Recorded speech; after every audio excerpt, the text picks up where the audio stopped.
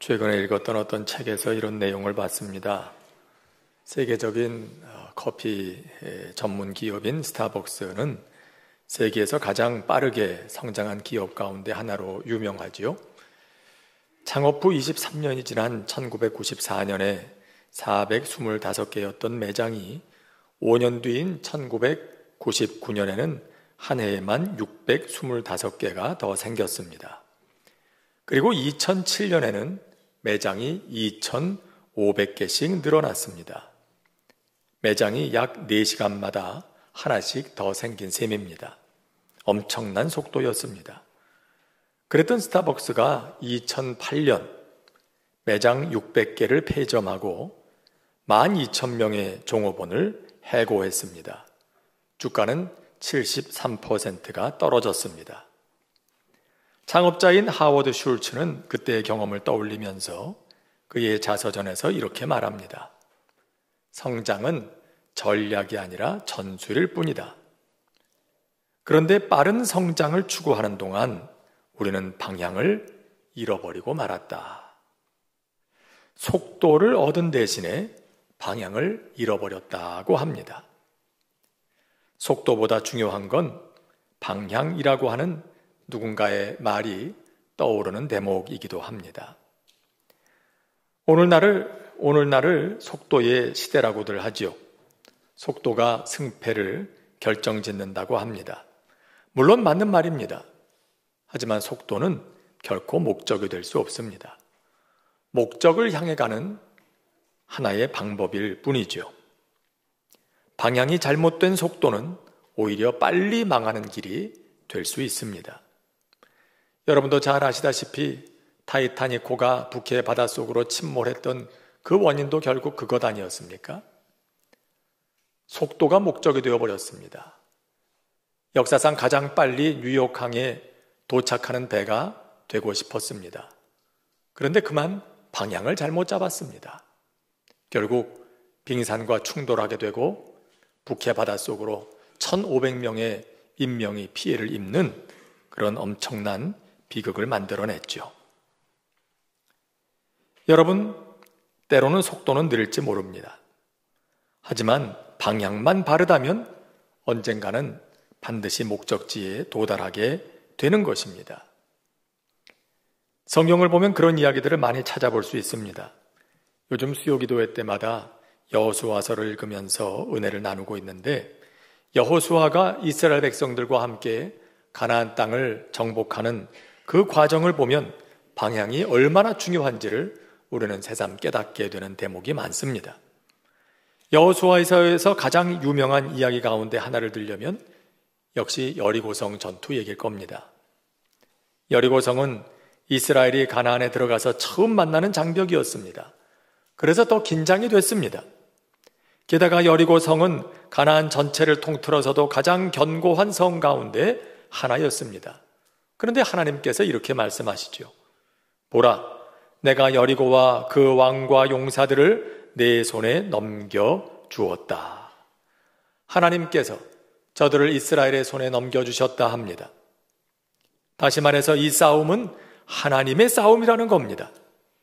하나님이 옳게 여기시는 싸움, 하나님이 우리와 함께 싸우시는 싸움, 아니 하나님이 대신 싸워주시는 싸움이라고 합니다.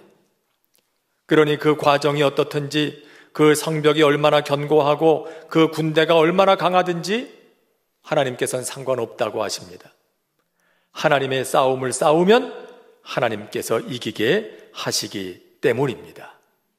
그렇기 때문에 내가 싸우는 싸움이 하나님의 싸움인지를 분별하는 것은 매우 중요한 일입니다.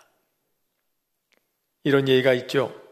링컨이 대통령으로 있을 때 남북전쟁의 주요 목적 가운데 하나는 노예 해방이었습니다. 그런데 북군은 리 장군이 이끄는 남부군에게 고전을 면치 못했습니다. 그러다가 모처럼 첫 승리를 거두게 됩니다. 링컨이 전장을 찾았습니다. 병사들을 격려하기 위해서. 그때 한 참모가 나와서 말합니다. 염려하지 마십시오. 이제 하나님은 우리 북군의 편입니다. 그때 링컨이 이렇게 대답했다지요. 하나님이 우리 편이신 것을 나는 의심하지 않습니다.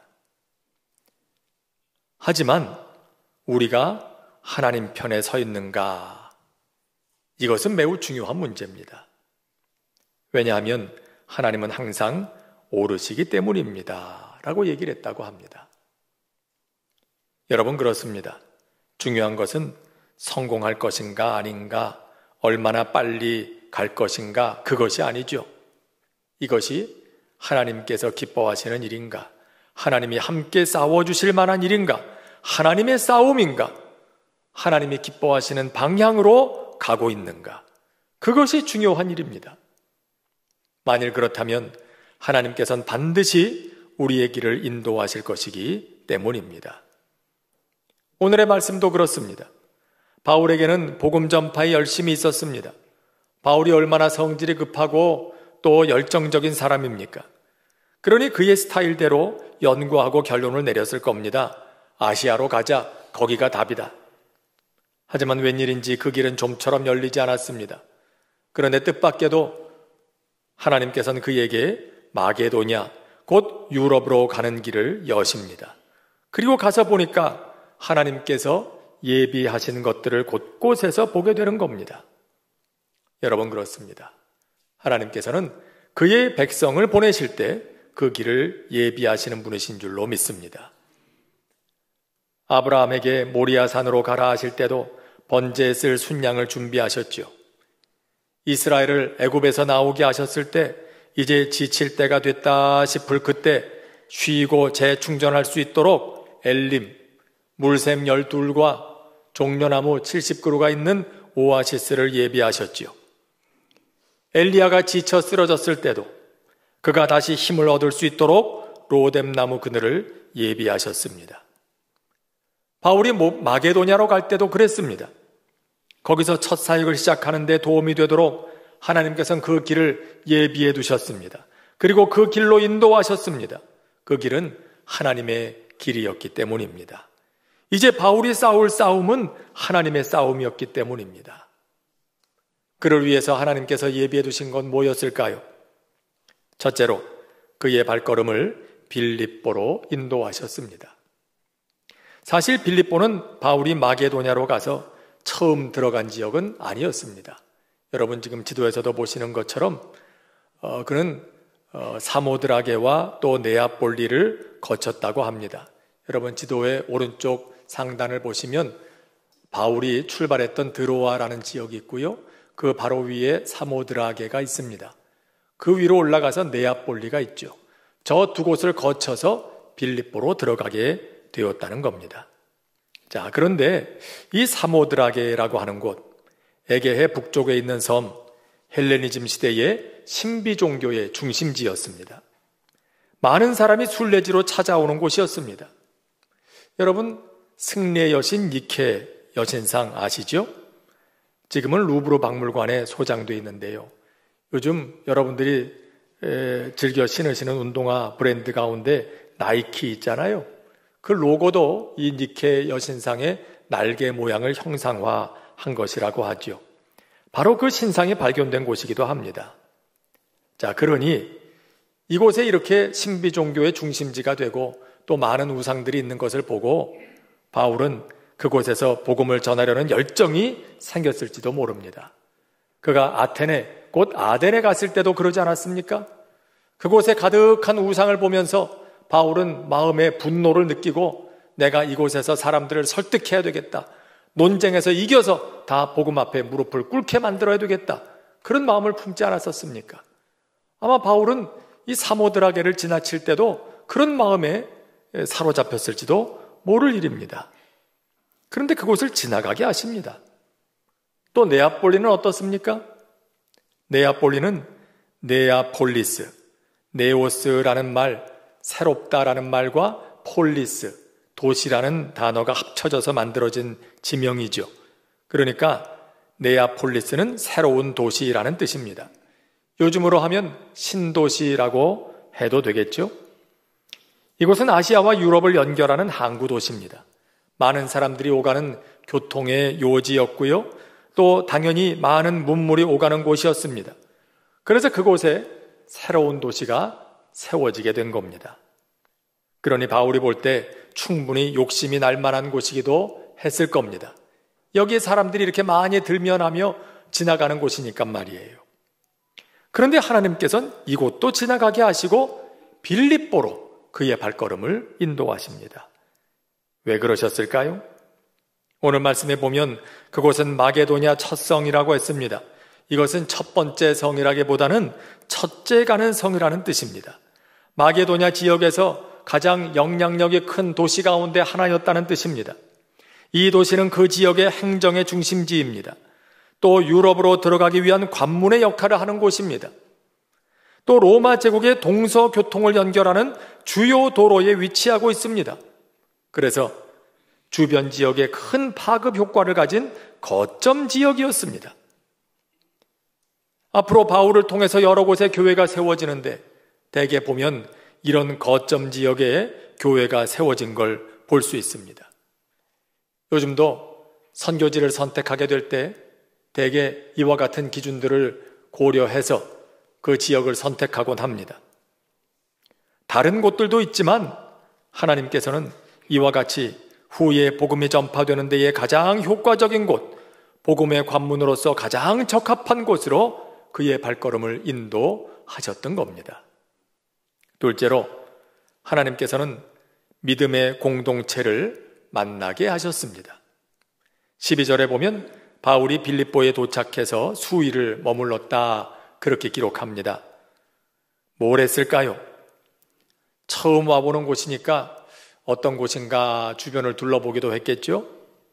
하지만 무엇보다도 복음을 전할 길을 찾았을 겁니다. 특히 기도할 곳을 찾았습니다.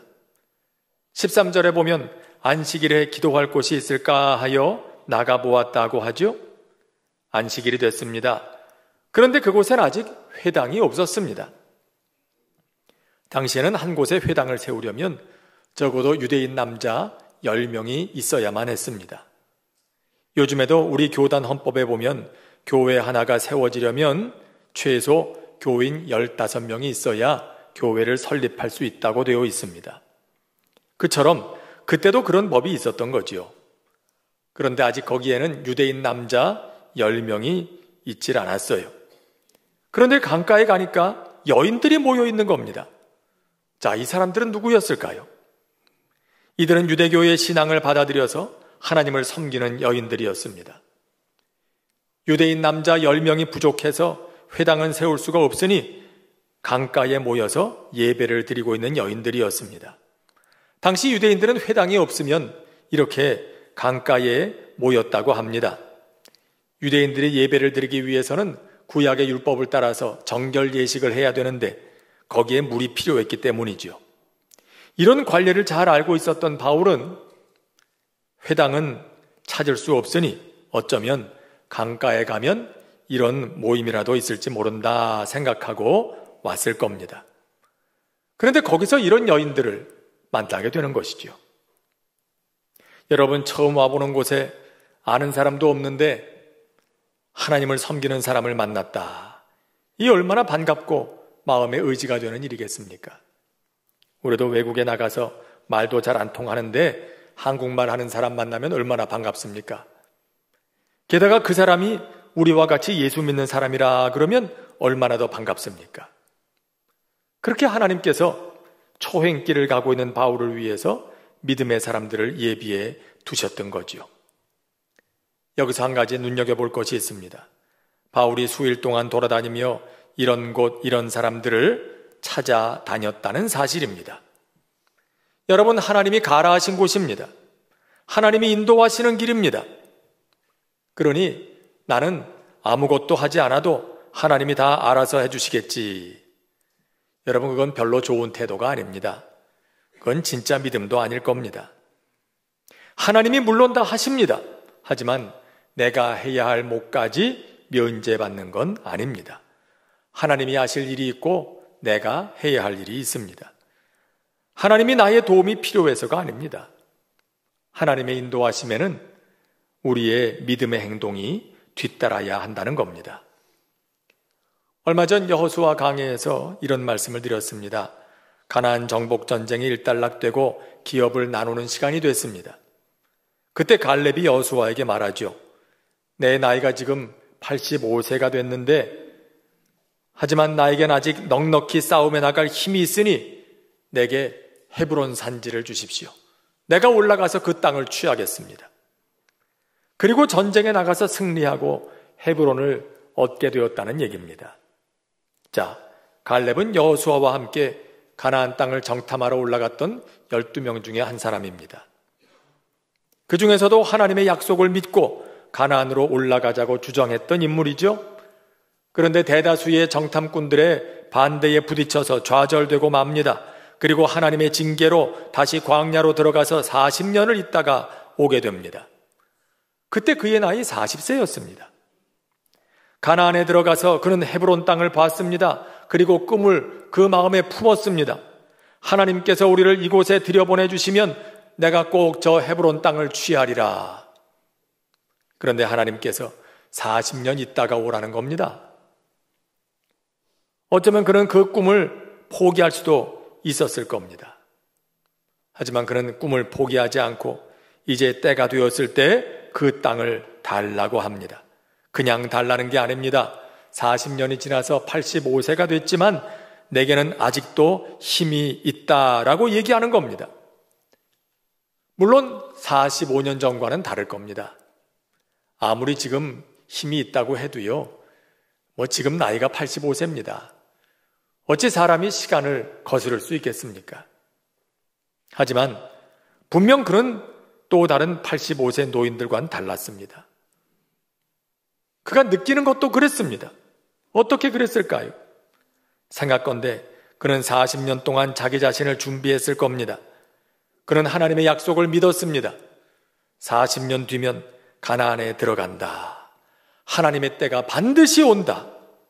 그때가 되면 헤브론을 정복할 수 있도록 준비해야겠다. 나부터 준비해야겠다.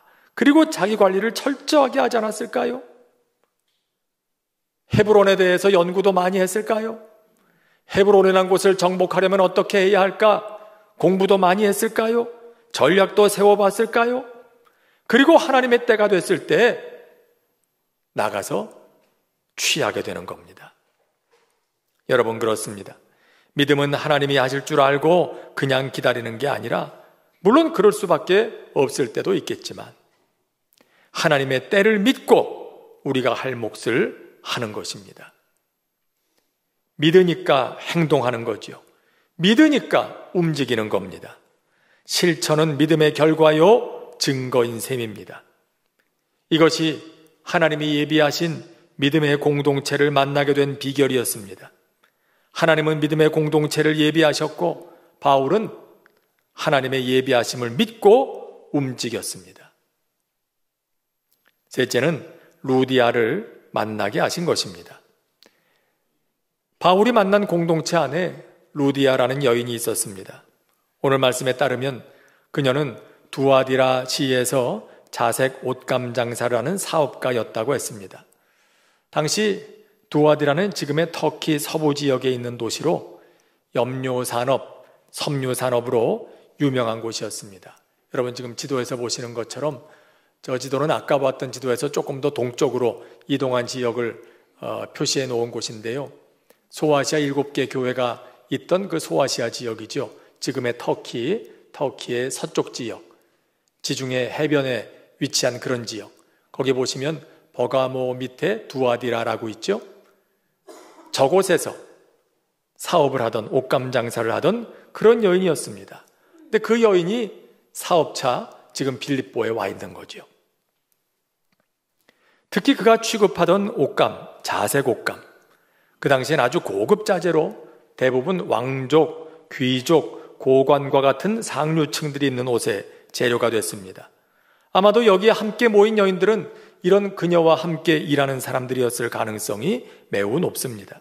그러니까 요즘으로 하면 염료 또 섬유 사업을 하는 여성 CEO, 상당한 경제력뿐만 아니라 사회적으로도 영향력을 가지고 있는 여인이었습니다. 그것도 상류층을 주 고객으로 하는 고급 상품을 유통하는 사람, 무역업을 하면서 국제적인 감각과 사회적인 신뢰를 쌓아온 실력자, 여성 리더였습니다. 게다가 그는 이미 하나님을 섬기는 사람이요, 바울이 하는 말을 듣고 그 자리에서 세례를 받을 결심을 하는 것으로 보아서 마음이 열려 있는 사람이었어요. 또 하나님께서 그의 마음을 여셨다고 그랬어요. 15절에 그가 말하지요. 만일 나를 주 믿는 자로 알거든 내 집에 들어와 유하라. 그의 집을 열어주었어요. 그의 집이 교회가 됐어요. 여러 사람들이 모여서 함께 예배할 수 있을 만큼 충분한 공간이 있는 곳이었습니다. 초대교회는 대개 가정에서 모였죠. 빌립보 교회가 바로 여기 루디아의 집에서 시작되는 것입니다. 유럽의 복음이 전파되는 출발점이 됩니다. 지금도 그걸 기념하면서 성지 순례에 가보면요, 이 빌립보 지역에 방문하면 루디아 기념교회가 딱 지어져 있는 걸 볼 수가 있어요. 거기에 이렇게 모자이크로 쫙 그림을 붙여 놓았는데 거기 오면 딱 중앙에 루디아가 아주 여장부의 모습으로 딱 이런 모습도 그려져 있는 걸 볼 수가 있어요. 거기서 교회가 세워지게 되는 거죠. 여러분, 하나님께서는 하나님의 길을 가는 바울, 하나님의 싸움을 하는 바울, 그를 위해서 그 길을 예비하시고 또 그의 발걸음을 인도하셨습니다. 그에게만이 아닙니다. 그 하나님께서는 오늘 우리에게도 그렇게 하시는 줄로 믿습니다. 우리가 하나님의 싸움을 하면 하나님께서 싸워주십니다. 그렇기 때문에 중요한 것은 얼마나 빨리 가느냐가 아니에요. 바른 방향으로 가느냐 하는 거죠. 얼마나 많은 것을 얻느냐가 아닙니다. 지금 나의 인생길의 방향이 바른 방향을 향하고 있느냐 하는 거죠. 이것이 하나님께서 옳게 여기시는 방향인가? 우리는 늘 이걸 확인하며 살아가야 합니다.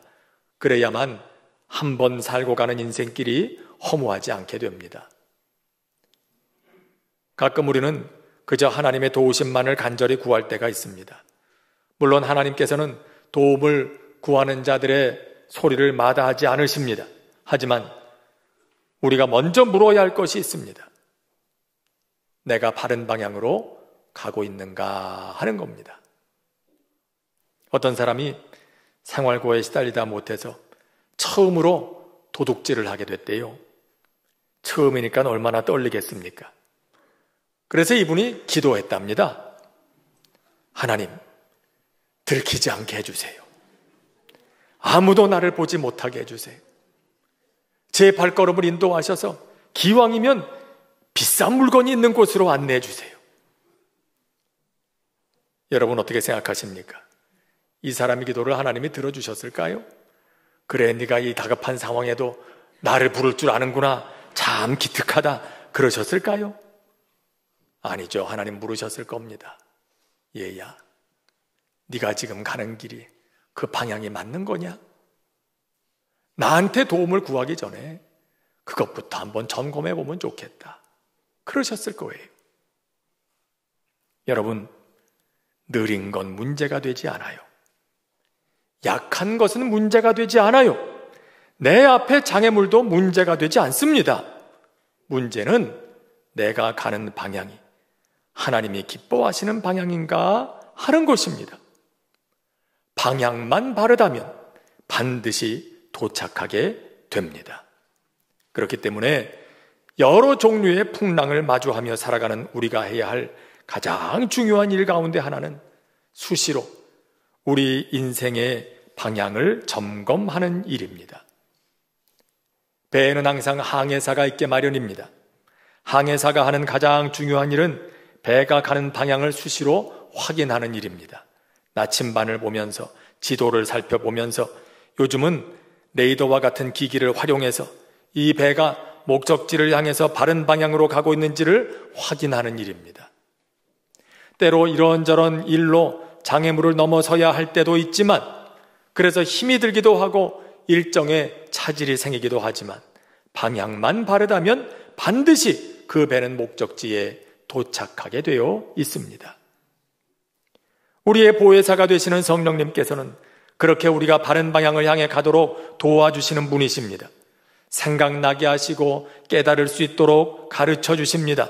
말씀을 들을 때, 묵상할 때, 기도할 때, 믿음의 공동체와 더불어 교제를 나눌 때 그렇게 하십니다. 오늘과 같이 우리가 주 앞에 나와 예배하는 것도 마찬가지인 거예요. 이 시간에 우리는 하나님 앞에서 우리 인생의 방향을 다시 점검하고 있는 것과 같습니다. 바울의 길을 예비하셨던 것처럼 성령님께서 우리의 갈 길을 예비하시고 인도하시는 줄로 믿습니다. 여러분, 더디다고 조급하지 마십시오. 약하다고 낙심하지도 마십시오. 내 인생의 길이 지금 조금은 더딘 것 같고 내가 지금까지 살아왔던 삶의 결과가 기대에 못 미치는 것 같아서 마음이 힘들 때도 있을지 모르지만 그래서 때로는 유혹에 직면하게 되기도 해요. 좀 더 빨리 가고 싶어서, 좀 더 많은 걸 얻고 싶어서 잘못된 방향을 선택하게 되는 유혹에 직면하게 될 때도 있지요. 여러분, 그러나 하나님 말씀하십니다. 염려하지 말라고, 근심하지 말라고, 괜찮다고, 조금은 돌아가도 조금은 더딘 것 같아도 괜찮다고, 방향만 똑바르다면, 방향만 바르다면 목적지에는 반드시 도착하게 될 거라고. 내가 너희와 함께 갈 것이고 내가 너희와 함께 싸울 것이니 반드시 그 목적지에 도착하게 될 거라고 주님 말씀하십니다. 오늘 바울의 발걸음, 생전 처음 가보는 이 빌립보에 도착했지만 그 길이 하나님께서 가라 하시는 그 길이었을 때 하나님께서는 이와 같은 길을 예비하지 않으십니까? 여러분, 방향만 바르다면 우리가 어디에 이르렀든지 하늘에서 크다 인정받는 그러한 인생의 길이 될 줄로 믿습니다. 기도드리겠습니다. 은혜로우신 하나님 아버지, 연약한 저희들은 때로 조급하여 하나님의 일을 그르치게 될 때가 있습니다. 그러나 주님, 이 시간 기도합니다.